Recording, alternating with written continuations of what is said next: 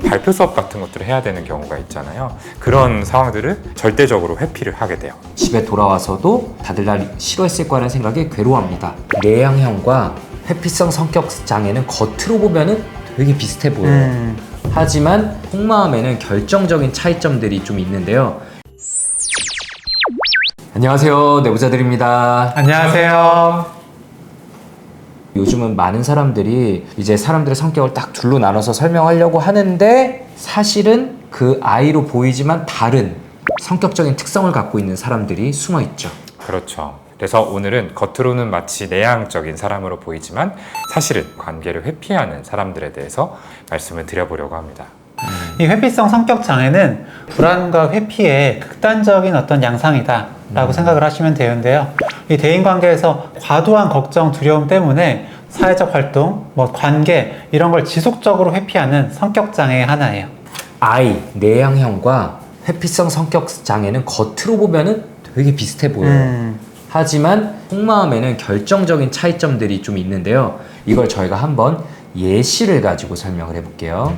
일단은 30세 회사원 민수 씨가 있습니다. 민수 씨가 이제 첫 직장 회식 자리에 참석했는데 옆자리 동료가 말을 걸면 성의껏 대화하고 궁금한 건 먼저 질문도 합니다. 하지만 시간이 좀 지나니까 집에 가서 혼자 있고 싶다.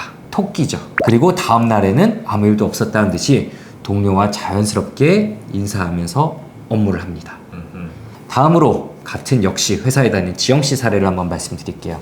지영 씨 역시 첫 직장 회식 자리에 초대받았는데 그 전날부터 사람들이 날 싫어하면 어쩌지? 라는 생각 때문에 불안으로 잠을 설칩니다. 결국 회식에 참석했는데 동료 말 걸어줘도 내가 말 실수하면 어쩌지? 라는 생각에 짧게 대답하고 대화를 못 이어가고요.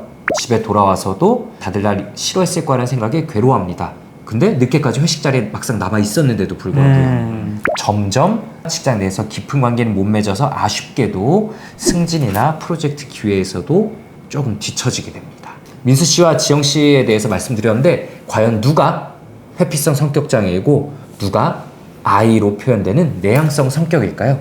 일단은 첫 번째 사례 민수 씨 같은 경우에는 단순 내향성 성격일 가능성이 높아 보입니다. 기본적으로 시끄러운 자리가 오래 지속되면 피곤하고 시간이 지나면 집에 가서 혼자 책 읽고 싶다라고 이런 것들은 이제 방송을 보시는 많은 내향인 분들이 공감할 포인트가 아닌가 싶어요. 그렇지만 회피성 성격이라고 보이지 않는 부분은 기본적으로 옆자리 사람하고는 자연스럽게 대화하고 관계를 맺는 것들을 보면은 그런 부분에 큰 문제가 있어 보이지 않을 것 같고요. 그리고 다음 날에 이렇게 동료들과 자연스럽게 인사를 하는 부분도 그래요. 회피성 성향이 강하신 분들 같은 경우에는 피곤해서 먼저 집에 몰래 도망쳤다라고 하면은 그날 밤은 굉장히 전전긍긍하면서 힘들게 보내셨을 겁니다. 출근길부터 동료랑 마주치지 않으려고 굉장히 애를 쓰고 좀 부자연스러운 행동들을 하시는 경우들이 있죠. 네, 반면에 지영 씨는 일단은 분명한 건 회피성 성격이에요. 사실은 속으로는 좀 동료들과 친해지고 싶은 마음이 있는데 회식 자리에서 내가 분명 이상했을 거야, 다들 날 싫어했을 거야 라는 이런 생각 때문에 관계를 회피하고 있습니다. 그리고 이 정도가 장애 수준에 가까운 것 같아요. 직장 내 관계도 얕고 단절이 되고 있고요. 승진이나 프로젝트 기회 이런 것도 이제 스스로 포기하거나 이제 문제가 생기니까 회피성 성격 장애에 가깝지 않을까. 이런 모습들이 이제 직장 밖에서의 대인 관계에서도 다방면에 영향을 미친다면 분명히 성격 장애를 진단 내릴 수 있겠죠. I, 내향형 성격과 회피성 성격 장애는 겉으로 보기에 되게 비슷해 보일 수 있어요. 왜냐하면은 혼자 있는 거를 좀 선호하고 조용하고 신중해 보이고 관계의 범위가 좁으니까 그냥 이제 지쳐서 집에 가는 내향성 성격에도 저 사람 좀 회피적인 거 아니야? 라고 생각을 할 수 있고요. 맞아요. 근데 이 내향성과 회피성 성격 장애를 저희가 비교해가지고 말씀을 드리고 있지만 사실은 완전히 동떨어진 개념은 아니죠. 교집합이 있는 벤 다이어그램을 생각하시면 좋을 것 같아요. 내향성이면서 회피성 성격을 동시에 가지신 분이 계시는가 하면은 내향성이지만 회피적이지는 않으신 분도 계시고 반대로 회피적이지만 꼭 내향적이지는 않은 그런 분도 아주 소수일 수는 있겠으나 분명히 존재를 합니다. 네, 외향적인 니드가 되게 강한데 수치심과 부적절감이 너무 강해서 이 내적 갈등에 시달리시는 분들 되게 많아요. 맞아요. 그런 경우라면 그 어떤 불편감, 고통이 훨씬 더 클 수가 있겠죠. 근데 어쨌든 이 결정적인 차이가 뭔가 이거에 대해서 저희가 한번 정리를 해보죠. 네, 아무래도 이 MBTI의 내향성인 이 I에서의 핵심이라고 하면은 이 에너지의 방향이 어디에 향해 있는가겠죠. I인 사람은 이제 뭐 물론 모임도 하고 이렇게 할 수도 있지만 결국 본인의 시간, 네, 혼자서 이 에너지를 충전하는 시간이 필요하다라는 게 핵심이지 않을까 싶습니다. 반면에 이제 회피성 성격 장애의 이제 핵심 감정을 하나 꼽으라고 하면은 수치심이죠. 나를 안 좋게 보지 않을까라는 어떤 두려움, 그리고 거절, 비난당하는 상황에서 느끼는 극도의 수치심, 이것 때문에 2차적으로 이제 사람들과 관계를 맺는 것, 직장 생활을 하는 것, 이런 것들의 어려움을 겪는 경우에 우리가 진단을 하게 되죠. 그 기저에는 낮은 자존감이 깔려 있습니다. 나는 굉장히 서툴고 매력 없고 열등한 사람이다라는, 어떻게 보면은 좀 현실과 맞지 않는 이런 믿음들을 가지시는 경우들이 많아요. 그래서 실제로 회피성 성격을 가지신 분들을 보면은 외적인 조건이나 우리가 일반적으로 생각하는 어떤 기준에 맞춰서 생각할 때는 전혀 그럴 필요가 없는데도 굉장히 자존감이 낮으신 그런 분들이 많이 존재를 하죠. 반면에 극 I인 분들은 꼭 자존감 이슈가 있는 것은 아닙니다. 나는 그저 혼자가 편해 라면서 긍정적으로 자기 수용하시는 분들도 많고요. 혹은 남들과 비교하면서 스트레스 받는 분들도 회피성 성격 장애처럼 심한 자존감 이슈가 있진 않아요. 네. 그리고 불안 수준에 있어서도 확연히 차이가 나는데요. 이 회피성 성격 장애가 있으신 분들은 불안이 너무 높습니다. 만성적이고 광범위하게 불안이 깔려 있기 때문에 항상 긴장돼 있고 위축된 태도를 보이게 되고요. 반면에 I이신 분들은 불안이 없는 경우도 많아요. 김지영 선생님 같은 경우는 요즘에 하면 이제 I로 나올 텐데 불안이 없어요. 네, 부끄러움이나 이런 것들이 잘 없거든요. 전 예전에 이 성향이었을 때도 좀 부끄러움이 있는 편이었습니다. 불안이나. 그래서 사람 만나는 건 좋은데 약간 이제 좀 걱정도 많이 하고 좀 불안했던 거죠. 불안 이콜 내향성, 이거는 아닌 것 같기는 해요. 네, 그러면 어쨌든 회피형 성격장애의 진단 기준은 어떻게 되는가? 이걸 한번 제가 말씀드려 볼게요. 회피성, 의존성, 강박성, 이렇게 세 개가 있는데 DSM-5에 나오는 이제 회피형 성격장애는 C군 성격에 들어가죠. 그중 회피형 성격장애 기준은 다음과 같습니다.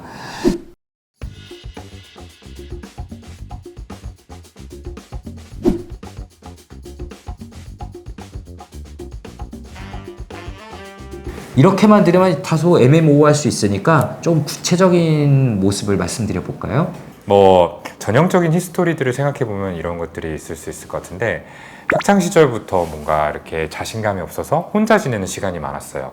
그러다 보니까 자연스럽게 공부에 몰두를 해서 좋은 대학에 갔는데 막상 대학 생활을 잘 즐기지 못하고 탑과 사람들과 어울리거나 발표 수업 같은 것들을 해야 되는 경우가 있잖아요. 그런 상황들을 절대적으로 회피를 하게 돼요. 그러다가 군대에 가게 됩니다. 근데 군대는 또 여러 사람들과 어울려서 생활을 해야 되는, 사회성이 필요한 이제 집단이다 보니까 여기서 좀 어려움을 많이 겪어요. 사실 그렇게 못하는 것도 크게 없는 친구인데 자신감이 너무 없다 보니까 시키는 일에 대해서 늘 주눅 들어서 제대로 반응을 하지 못하고, 그래서 군 생활을 굉장히 힘들게 보내게 돼요. 그리고 나서 이제 복학을 하게 되는데 복학을 앞두고 너무너무 두려운 거죠. 군 생활도 잘 못 해냈는데 내가 다시 학교로 돌아가서 잘 지낼 수 있을까? 못할 것 같아 라는 두려움에 이러지도 저러지도 못하는 이런 상황을 생각해 볼 수 있겠습니다. 제가 군대에서 1년 정도 신병교육대에 있었기 때문에 이제 정말 다양한 병사분들을 만날 수 있었는데, 지금 동훈이가 말한 테크트리를 안타깝게 타셨던 분들이 많아요. 이제 너 이거 당연히 해야지라고 시키는 막 5와 10 맞추는 거, 그냥 팔과 다리 맞추면서 걷는 것도 긴장해서 이런 거 무조건 틀려요.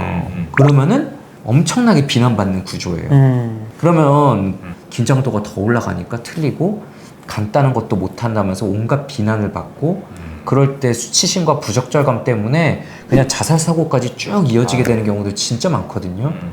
와, 정말 힘듭니다. 맞아요. 네. 이 회피성 성격장애는 이 다른 성격장애들과는 좀 다르게 특히나 본인이 정말로 힘들어하시는 그런 성격이죠.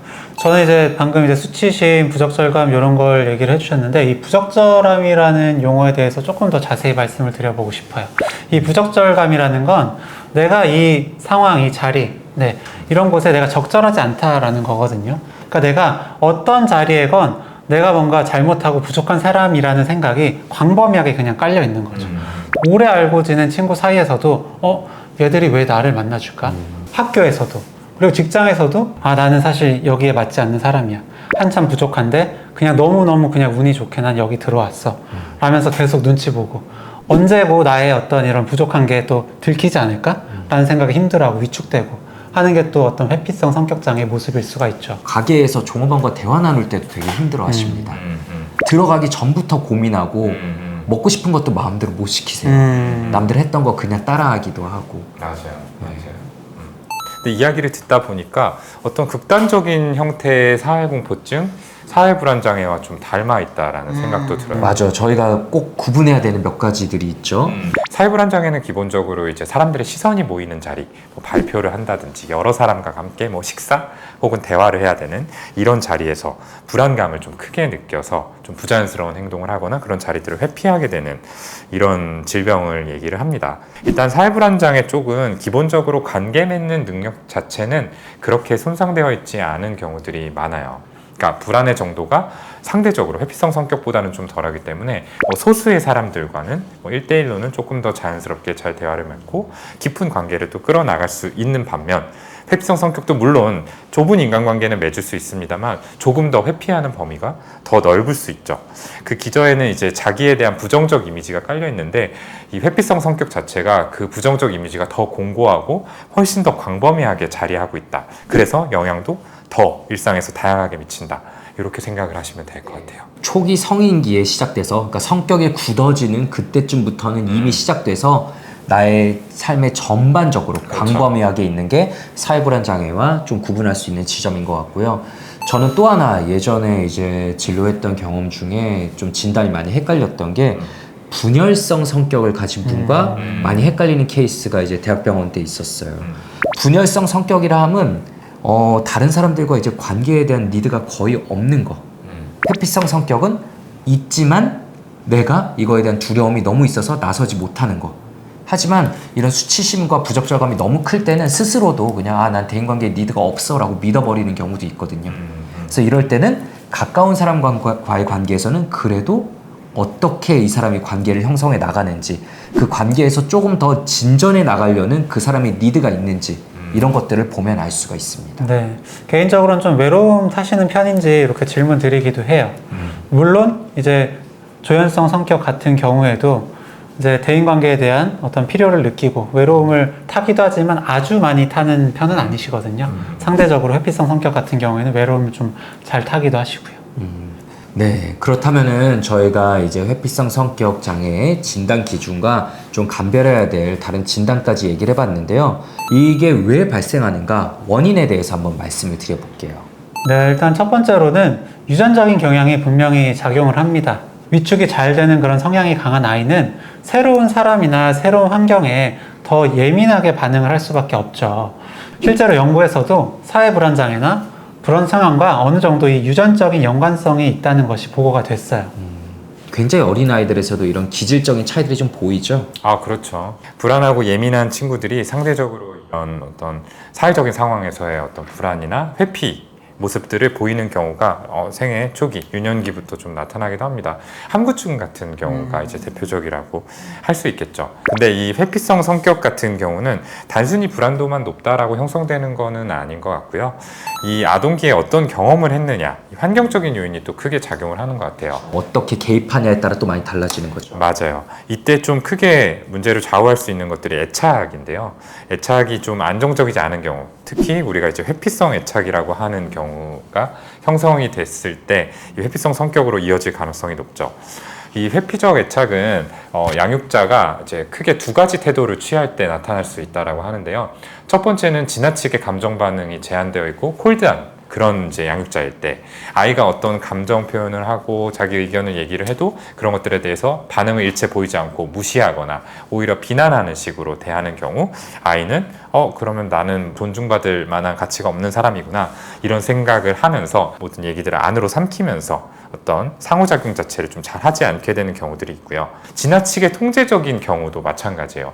내가 정해놓은 틀에서만 움직여 라고 하면은 마찬가지로 아이 입장에서는 자기가 어떤 의사표현을 했을 때 거절당한 거랑 다름없는 그런 느낌을 받게 됩니다. 말을 해봐도 소용이 없구나, 의미가 없구나 라는 생각이 들어서 역시나 이야기를 하지 않고 안으로 삼키게 되죠. 또한 진료실에서 종종 듣게 되는 건 이 가정에서도 안정적인 애착이 만들어졌고 어릴 때 분명히 대인관계를 어느 정도 잘 맺고 있었는데 정말 불운하게도 이제 왕따나 따돌림의 경험을 크게 입었을 때 이게 성격 형성 시기에 이런 걸 겪고 나면 그 이후에까지 크게 영향을 미치게 되는 경우들을 종종 들어요.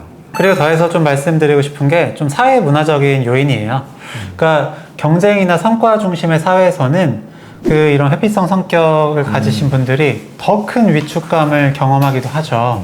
특히 우리나라 같은 이런 집단주의 문화에서는 내가 남한테 어떻게 보이느냐가 굉장히 중요하거든요. 이런 이제 집단에서 오는 압력이 크다 보니까 그렇지 않은 사람들도 더 회피적 성향이 강화될 수가 있는 겁니다.